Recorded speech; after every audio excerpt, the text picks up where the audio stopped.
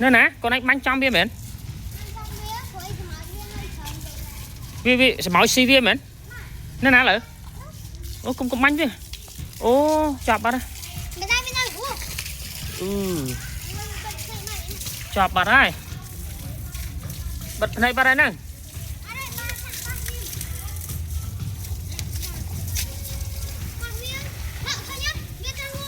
Chăm tịnh. Thôi vô. Rồi đi vô anh khổng đi. Vô mẹp đi mà. Mẹp Nivea. Vô thung hay năng à.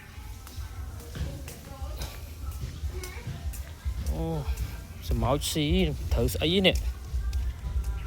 Xong say chma chắp đúng không con. Vô mà. Đó này sân.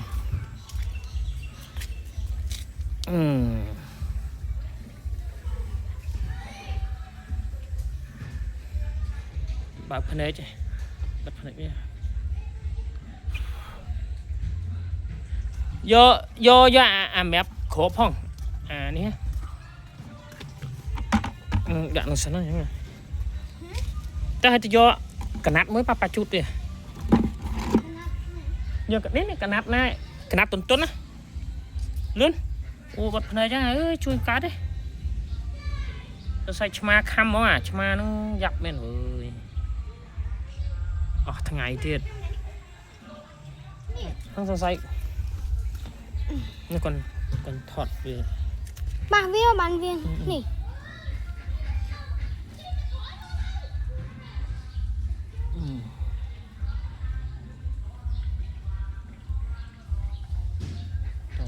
Tập cái nào.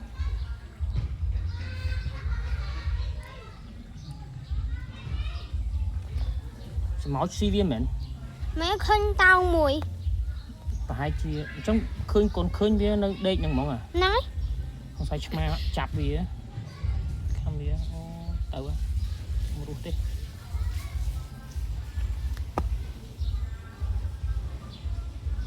Tập cái hỏi này.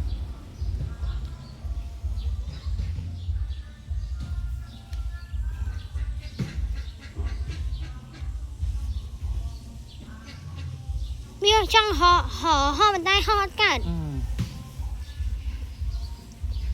Nổ khơi nhật. Co với bạn nữa. Chma học khám hơn một từ.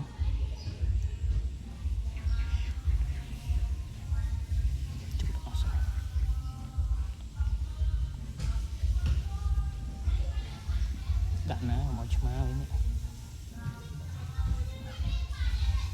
Nãy vì ngọt này nè. Nè bạc phần này ta.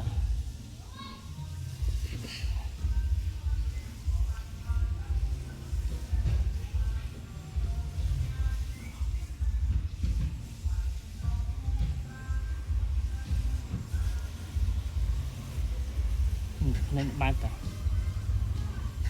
Mình chưa xì kì hả? Xin co xin sửa. Đạn xin cái này.